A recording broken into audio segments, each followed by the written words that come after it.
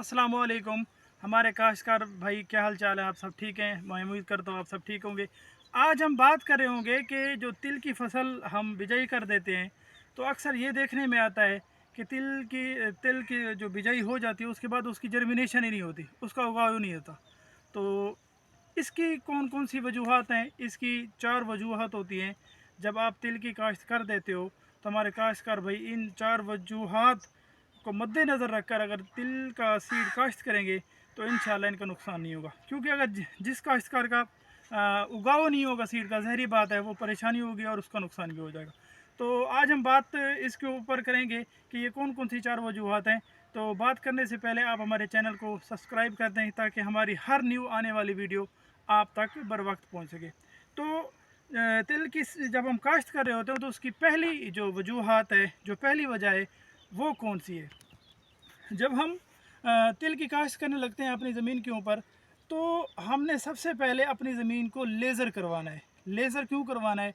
ज़ाहिरी बात है, जब हम लेज़र नहीं करवाएंगे, एक साइड ज़मीन की जो होती है वो ऊंची होती है, एक जगह जो होती है वो ज़मीन की नीची होती है। तो असल में जो तिल की फसल है ये इसकी तो होनी है, हम करते हैं वत्तर पे, तरवत्तर पे इसको काश्त करते हैं। तो ज़ाहिरी बात है, जब ज़मीन ऊंची नीची होगी हमारी, लेज़र नहीं होगी, तो एक जगह से वत्तर जल्दी आ जाएगा, एक जगह से वत्तर कम आ जाएगा। तो इसमें क्या नुकसान होगा? जहाँ वत्तर जल्दी आ जाएगा, तो जहाँ वत्तर कम आएगा, जहाँ वत्तर जल्दी आ जाएगा, ज़ाहिरी बात है हम उस दिन काश्त नहीं करेंगे, क्योंकि दूसरी जगह जो होगी अभी ज़मीन की गीली होगी। तो इससे क्या होगा कि हमारे तिल की जो उगाव है तिल का वो होगा नहीं। क्यों? उसकी जो तर वतर की हालत है वो तो ख़त्म हो जाएगी।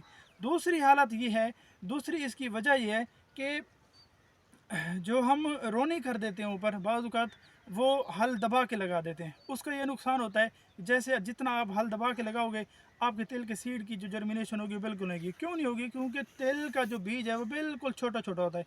तो आपने क्या करना है, जब आपने रोनी करनी है, वो 1 इंच 2 इंच या ज़्यादा से ज़्यादा 2.5 से 3 इंच तक जाएँ, उसकी उसके उससे के ऊपर आप ना जाएँ। 2 से 2.5 इंच तक अगर आपने हल चलाया तो फिर जो है आपकी तिल की सीड की जर्मिनेशन हो जाएगी। तीसरी इसकी वजह जो ये होती है कि हमारा काश्तकार भाई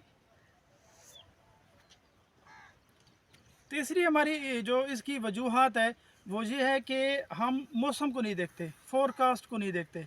अगर हमने तिल की बिजाई कर दी, उसके 1 या 2 दिन के ऊपर, 2 दिन के बाद अगर बारिश हो जाती है, तो हमारे तिल की जो सीड की जर्मिनेशन होगी वो बिल्कुल भी नहीं होगी। पैसे, क्योंकि ये इस तीसरी वजह को देखना ज़रूरी है, क्योंकि गंदम की कटाई के बाद या गंदम की जो अब कटाई होनी है या कुछ दिनों के बाद हो जाएगी, तो उसके बाद बारिशों का जो एक सिलसिला होता है वो पाकिस्तान में, स्पेशली पंजाब में, जनूबी पंजाब में ज़रूर ही आता है। क्योंकि ये जो अपना हमारा पास जो महीना अप्रैल है और मई है, इस महीने में आंधियों और बारिशों वाला ये जो 2 महीने होते हैं, इनमें ज़रूर ही बारिशें आती हैं। तो ये फोरकास्ट को देखकर सीड की जो है बिजाई हमने तिल्ली की करनी है।